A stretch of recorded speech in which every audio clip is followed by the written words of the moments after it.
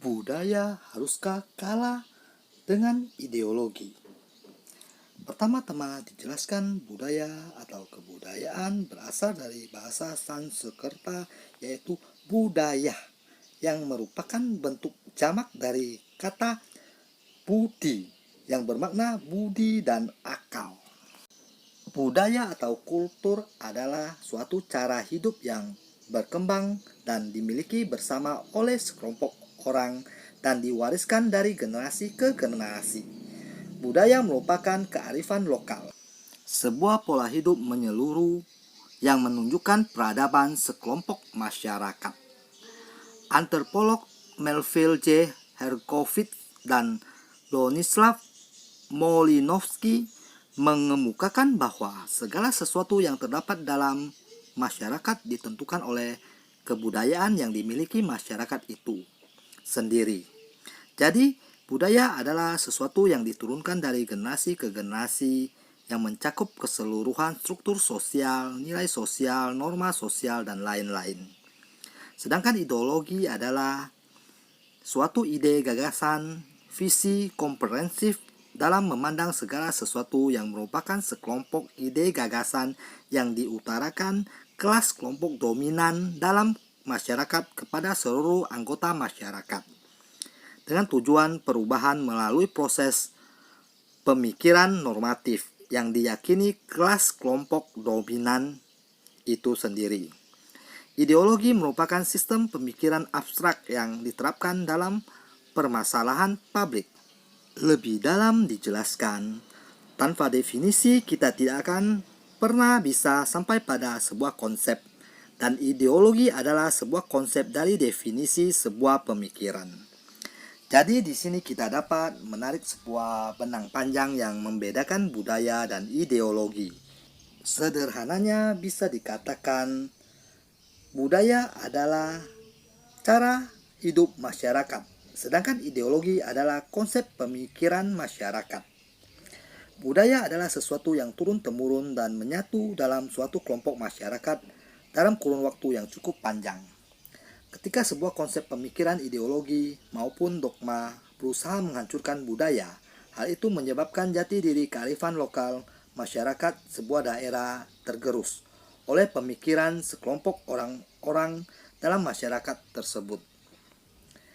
Lalu coba kita tarik kepada kondisi masyarakat zaman sekarang, di mana budaya semakin tersudutkan oleh ideologi.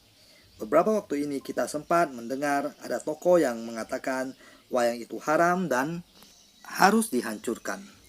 Dalam contoh kasus yang lainnya, sembahyang kubur orang-orang Tionghoa dikatakan menyembah setan hantu. Wayang, sembahyang kubur, keduanya adalah budaya, dengan filosofinya yang tidak seharusnya dinilai oleh sebuah konsep pemikiran yang tidak mengerti budaya tersebut. Jelas sekali konsep pemikiran yang anti kepada kedua budaya tersebut berasal dari daerah tempat yang berbeda dari asal budaya tersebut. Konsep pemikiran tersebut jelas tidak mengerti filosofi dan kearifan lokal yang terkandung dalam budaya wayang dan sembahyang kubur yang kita bicarakan ini. Jadi, wayang dan sembahyang kubur hanyalah dua contoh budaya di antara banyak budaya yang terus tergerus oleh ideologi. Jadi, sebuah konsep pemikiran yang tidak mengerti cara hidup masyarakat asal dari budaya tersebut, bagaimana mungkin dapat menilai budaya tersebut? Kita coba gunakan akal sehat logika kita dalam menilai sesuatu. Sederhana saja, apakah wayang menyebabkan hal buruk, hal negatif? Tentu saja tidak. Wayang adalah seni kearifan lokal yang penuh nilai filosofi. Wayang tidak menyebabkan peperangan, wayang tidak menyebabkan perselisihan, wayang sama sekali tidak menyebabkan dampak buruk dalam masyarakat. Jadi apa dasarnya itu haram dan harus dihancurkan? Malah sebaliknya, budaya seperti wayang harus terus dilestarikan karena lebih banyak dampak baiknya. Begitu pula sembahyang kubur. Sembahyang kubur sebagai suatu ritual yang mengajarkan rasa bakti dan rasa hormat pada para pendahulu. Filosofi yang terkandung di dalamnya penuh dengan kebijaksanaan dan kearifan. Sembahyang kubur tidak membuat orang menjadi jahat ataupun merugikan siapapun. Lalu kenapa harus disebut menyembah setan, hantu, dan dilarang? Itu sungguh tidak masuk akal. Dua budaya yang dijabarkan di atas hanyalah contoh kecil. Masih banyak budaya-budaya yang coba digerus oleh konsep pemikiran, ideologi, kelompok masyarakat dominan. Padahal hal tersebut tidak perlu terjadi. Keduanya hanya perlu berjalan beriringan dengan toleransi antar keduanya. Mari kita semua mencoba berpikir dengan akal pikiran yang sehat, menggunakan nalar dan logika yang benar. Sekian video kita kali ini. Terima kasih telah menonton dan sampai jumpa di video-video selanjutnya.